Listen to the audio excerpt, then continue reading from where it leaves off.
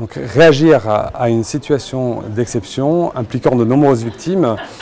pour un médecin généraliste, un médecin libéral, un médecin du travail, est quelque chose qui est peu conceptualisé actuellement, qui mobilise beaucoup de ressources. Et c'est ce que nous avons voulu apporter ici, sur invitation du collège, aux libéraux, c'est cette capacité d'ajustement face à de telles situations. Savoir quels sont les bons gestes et quelles sont les situations aussi auxquelles ils vont devoir faire face. Donc se préparer à ces situations-là, comment réagir face à l'événement, c'est-à-dire quelle est l'action pertinente que chaque médecin généraliste pourra avoir en étant sur les lieux, et puis ensuite comment le médecin généraliste va pouvoir repérer un patient qui a souffert, un soignant qui aussi été impliqué sur place et qui a souffert d'une situation à fort potentiel traumatique et qui va progressivement peut-être changer sa façon de voir le monde, sa façon d'être dans le monde et peut-être arriver sur un stress post-traumatique.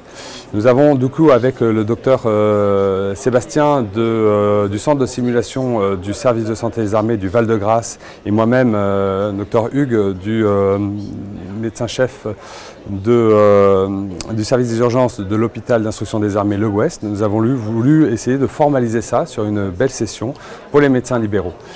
Tout ceci, vous pouvez le trouver aussi dans la revue Soins où nous avons fait une série d'articles depuis 2017 et qui se poursuit en 2018, qui permettra de synthétiser toutes ces situations particulières qui vous donnent des éléments pertinents, nous l'espérons, pour pouvoir ensuite réagir et puis aussi surtout être des relais auprès de la population. Car les médecins libéraux, les médecins généralistes que nous sommes, nous-mêmes médecins militaires, sont les premiers capteurs de la santé physique et mentale de la population. Cela d'autant plus, comme on a vu pour un de nos collègues qui était sur les événements qui se sont passés dernièrement, a dû prendre en charge et débriefer, diffuser en fait toutes les victimes de l'attentat qui a donné lieu au décès du colonel Beltrame. Voilà, donc maintenant nous sommes, il faut que la population se forme de plus en plus. Les médecins libéraux sont des relais positifs et des relais pertinents de tous ces éléments de langage, de ces éléments de formation qu'il faut diffuser largement, car actuellement, dans les 30 premières minutes de l'hémorragie, suite à l'événement, il n'y aura que la population elle-même qui pourra se sauver. Il faudra absolument initier les gestes de premier secours les plus à même de limiter le nombre de décès évitables. La lutte contre les hémorragies, donc avec la pose du garrot tactique le plus rapidement possible, le plus précocement possible. Ça, c'est ensuite, il faudra aussi lutter contre les détresses respiratoires et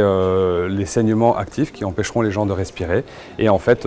sur les positions d'attente les plus adéquates qui sont très simples à mettre en place. Et enfin, la lutte contre l'hypothermie, car un blessé qui saigne et qui a froid va continuer à saigner et ne coagulera pas et va mourir rapidement.